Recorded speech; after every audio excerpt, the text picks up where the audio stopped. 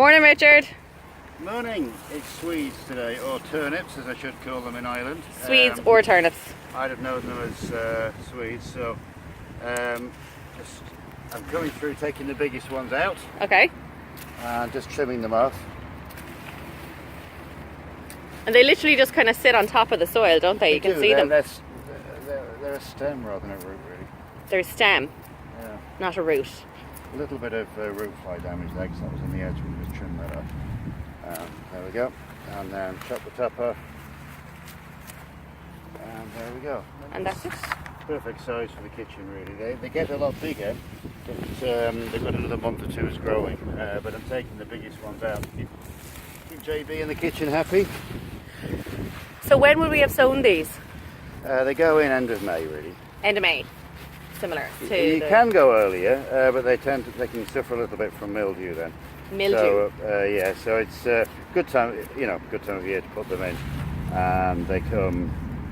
I wouldn't particularly want them in the summer anyway. They're very much a winter veg, aren't they? That you want when it gets a bit colder and make you mash out of it. Right, I'm searching through to find the bigger ones and leave the little ones to go a bit.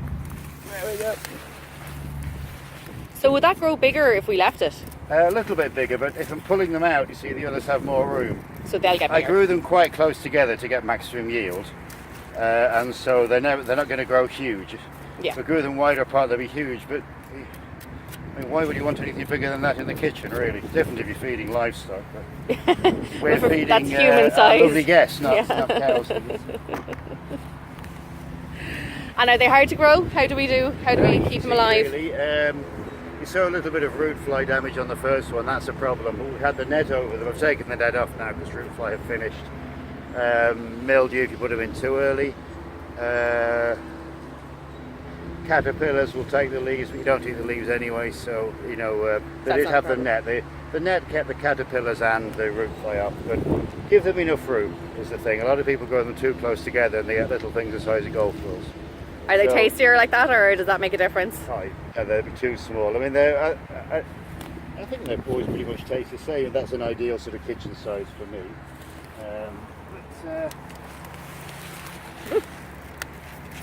My word. You can smell the earth as they're coming up as well. No, that's me.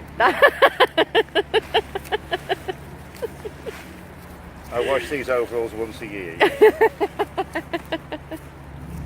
And that's in October, so nearly there. So we're at that point now where Nearly they're there. really starting to whiff. Yeah. They're completely organic though. Completely organic overalls. That looks remarkably easy. Is there anything that I should be telling people about these things? No, there's not much to say about turnips really. They're very straightforward and they're a nice easy thing to grow.